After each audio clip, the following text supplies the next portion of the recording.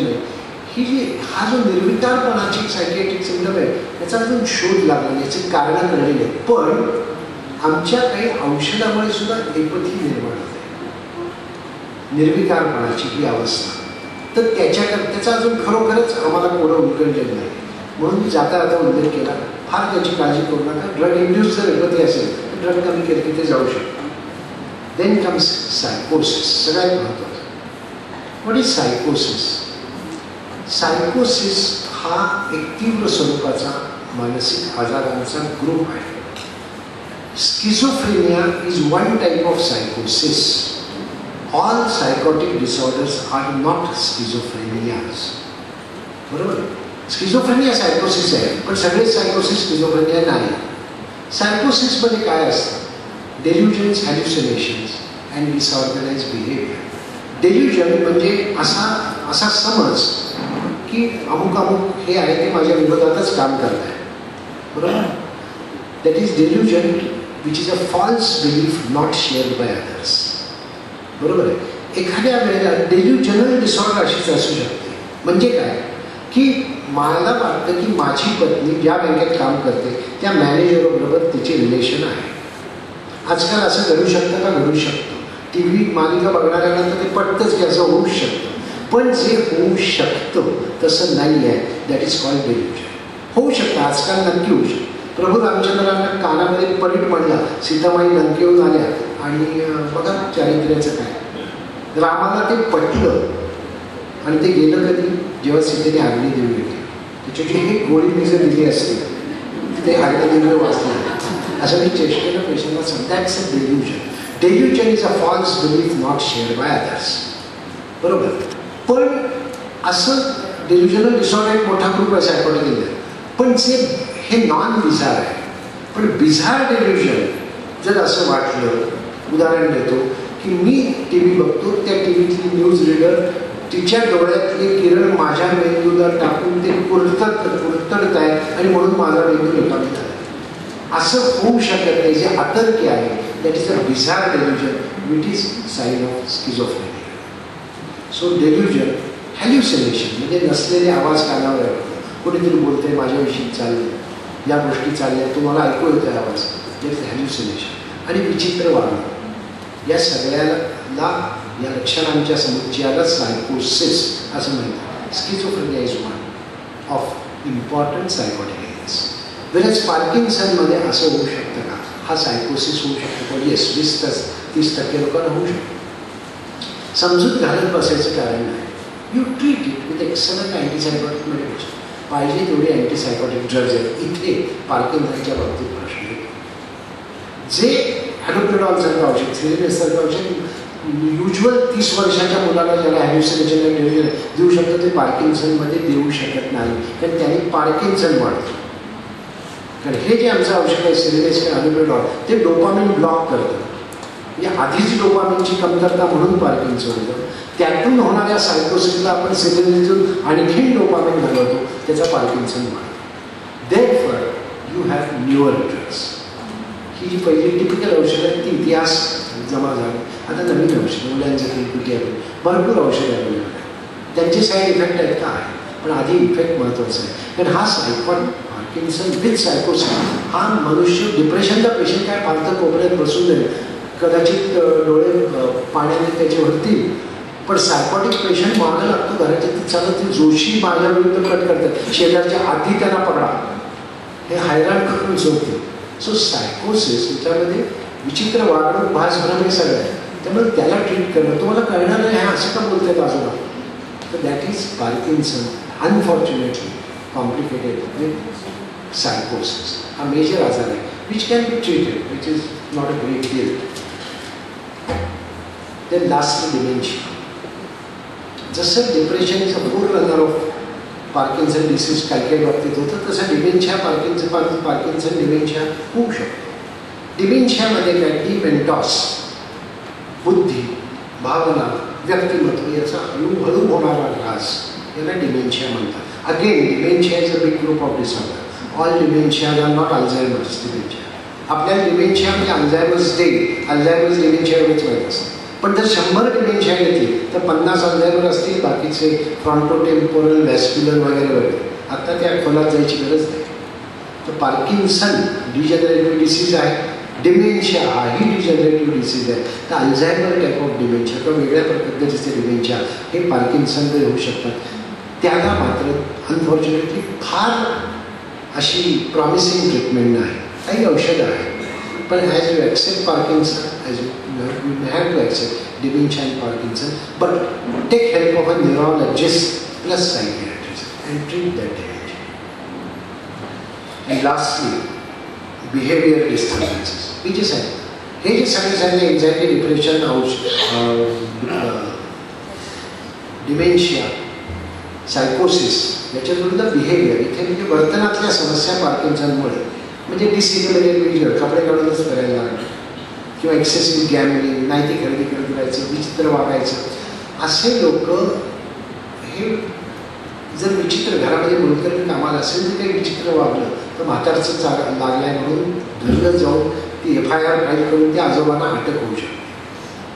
So be slightly careful. म्हणजे दोन्ही बाजूने म्हणजे शुभंकर म्हणून तुम्ही शुभार्थीला घरी ठेवताना विशेषतः अशी लक्षणं ज्यांच्यात थोडीफार दिसतात, 60-65चा माणूस तरुण मुलकडी घरामध्ये असेल की कुठली मेड असेल तर जरासं त्यांना आधी सांगून ठेवायचं, त्यांना थोडं ट्राय करा की हे असं बोलतील काहीतरी, लक्ष देऊ नका, बरोबर आहे. नाहीतर त्याचं ते भांडवल होता कामाने त्यांच्या ते होऊ शकतं. अनेक लोक असे घरटले जाऊ शकतात.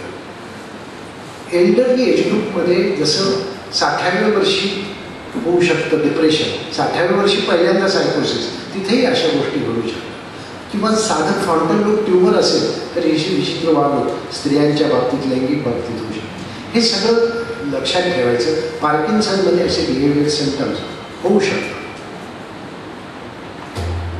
आता आमच्या काही औषधामध्येच त्याला डोपामिन डिसरेग्युलेशन सिंड्रोम असं म्हणतात. ही पार्किन्सनला वापरलेल्या औषधामुळेच विचित्र गोष्टी होऊ शकतात, वागणुकीतल्या, भावनेतल्या. त्याच्याकडे लक्ष ठेवायचं. काय करायचं? औषधाचा डोस थोडा कमी करायचा, दुसरं अँटी पार्किन्सोनियन ड्रग वापरायचं. हे सगळं न्यूरोलॉजिस्टच्या, सायकियाट्रिस्टच्या मदतीने करायचं. आणि याच्यामध्ये पहिली गोष्ट मान्य करायचं की yes, I have a problem of Parkinsonism, plus I have associated psychological disturbances. So let's have a help.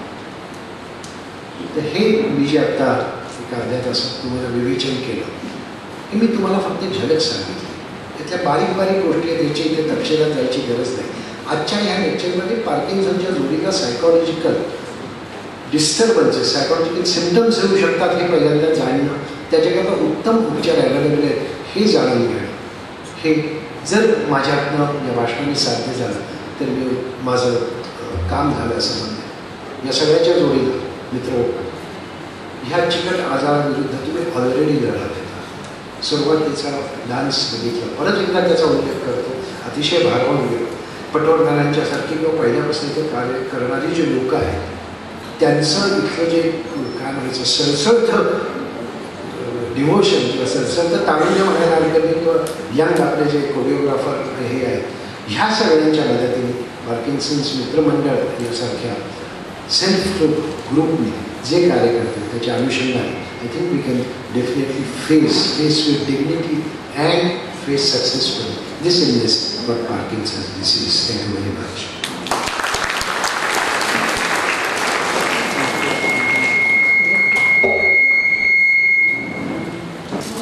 Parkinson's बरोबर मनाचे आजार किंवा मनाचे खेळ आपल्या शरीरावर काय काय करू शकतात याबद्दल डॉक्टरांनी अतिशय सुंदररित्या विषय केलेला आहे. आता मी डॉक्टरांना विनंती करते की त्यांनी आमच्या स्मरणिकेचं प्रकाशन करावं.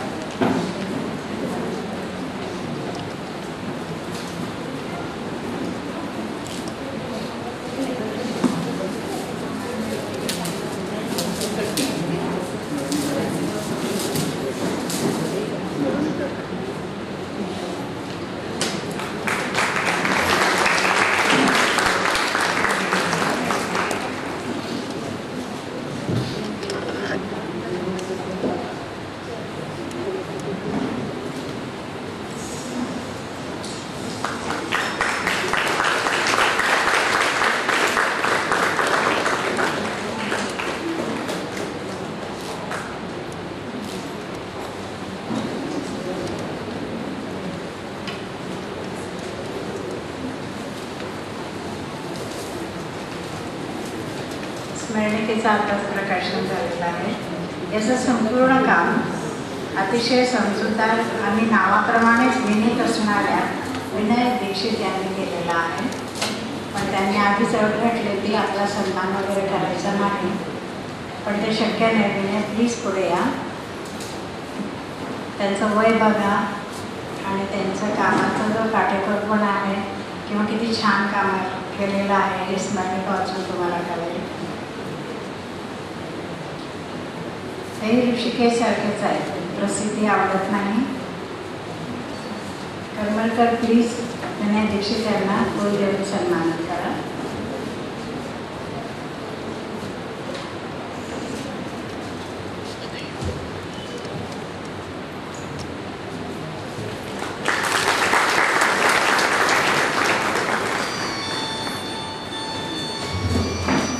आता प्रश्नोत्तर आहे.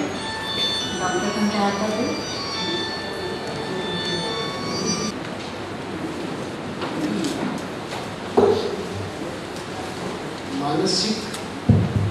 मानसिक धक्का बसल्याने पार्किन्सन होतं का?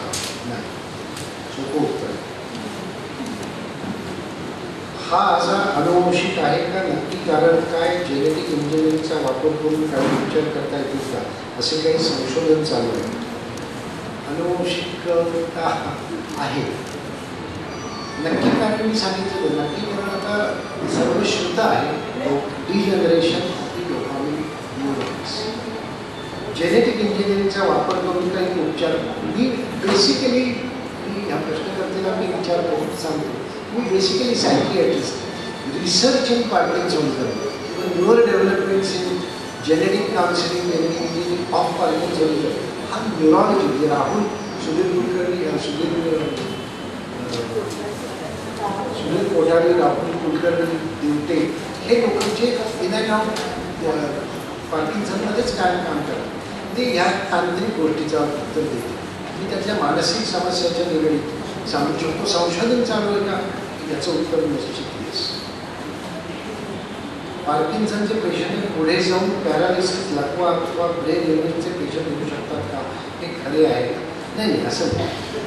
पार्किन्सन ज्या वयोगटात होतो त्याच वयोगटामध्ये ब्लड प्रेशर डायबिटीस हे पण शत्रू आपल्याबरोबर असतात. तर पार्किन्सन नसताना सुद्धा डायबिटीज ब्लड प्रेशर कंट्रोल नसल्यामुळे तेवढ्यापुरता मेंदूचा रक्तपुरवठा कमी झाला तर लकवा होऊ शकतो. पण पार्किन्सनना प्रत्येक लकवा होतो असं अजिबात असतं. पार्किन्सन प्युअर पार्किंग और पु ल देशपांडे पुन्हा सांगतो त्याला कधी पॅरालिसिस वगैरे असं काही झालं नव्हतं. He always at Parkinson. पार्किन्सनसाठी घेण्यात येणाऱ्या खालीलपैकी कोणत्या औषधाने सायकोसिसची लक्षणं इसिलेट, ॲमेट्रेल, लॅसिटान, इनाम, प्रोपिवा. साधी गोष्ट आहे. ॲमेट्रेल आणि पॅसिटान ही फर्स्ट जनरेशन जुन्या जमान्याची औषधं. पॅसिटान आणि यांनी तोंडाला कोरड पडणे वगैरे साईड इफेक्ट पॅसिटानचे असतात. ॲमेट्रेल ही आजकाल वापरत नाही. ही ड्रग इंड्युस्ड पार्किन्सन मानसिक आजाराकरता दिलेल्या औषधांनी जो काही थरकाप किंवा डिस्टर्ब होतो त्याला टेम्पररी वापरलेले औषध. आता पार्किन्सनचा पहिला मुकाबला हा डोपामिन ॲगोनिस्ट म्हणजे हे जे म्हटलं ना तुम्ही प्रोपिनेरॉल, डिसिलेट वगैरे केला जातो. तर याच्यामुळे सायकोलॉजीची लक्षणं मी सांगितलं. ही जी औषधं आहे ही लिव्होडोपा घेण्याचं जास्तीत जास्त टाळावं लांबवावं याच्याकरता घेतलं. पण त्याच्यामुळे जो डोपामिन असं वर काही फ्लक्च्युएशन होतं त्याच्यामध्ये सायकोलॉजिकल लक्षणं होतात. ती ट्रीटेबल आहे. त्याच्यामध्ये काही फार मोठा प्रॉब्लेम नाही. पार्किन्सन डिसीजमध्ये मानसिक परिणाम होतो. मानसिक तणाव कमी करायला प्राणायाम योगासनामुळे तणाव करता येईल नाही हे ऑब्व्हियस.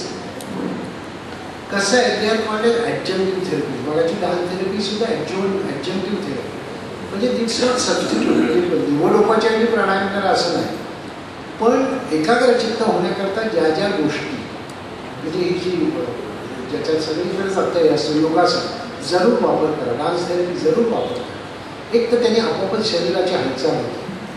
तुम्ही ज्या वेळेला देवासमोर 10 मिनिटं बसता त्याला कुठलाही तुमचा हे असो विश्वास कशावरही असो तर या गोष्टी किंवा योगासन याने खरोखरच मुवमेंट होते. व्यायामच होतो एका पद्धतीचा.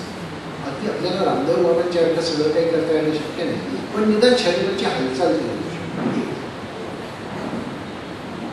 some medicines cause hallucination. Should it be cured with some more medicines? Yeah, some medicines can cause hallucination. औषध सांगितले सगळ्या लिव्होडोपा का टाळायचं? कारण लिव्होडोपाला दीर्घ वापरानंतर साईड इफेक्ट लाईक डेस्ट्रोन स्टायलेज हे जे होतं लिव्होडोपाच्या वापरानंतर. लिव्होडोपा सायकोसिस हा आजार डोपामिनच्या अति ॲक्शनमुळे होतो. लिव्होडोपाने आपण डोपामिन वाढवतो, त्यामुळे सायकोसिस लिव्होडोपा इंड्यूस होऊ शकतो का? तो होऊ शकतो. तर त्याच्याकरता लिव्होडोपाचा डोस थोडा कमी करणं आणि नवीन सायकोसिसची औषधं हा उपाय आहे. ओसीडीची औषधं किती घ्यावी लागतात?